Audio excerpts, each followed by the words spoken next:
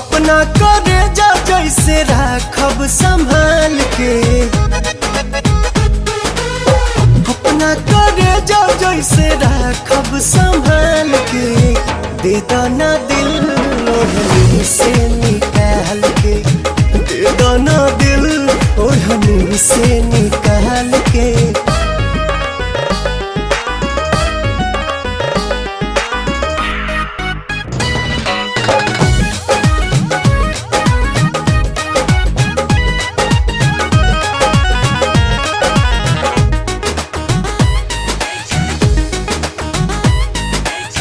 सोचल सपनमा के तू बाड़ू रानी,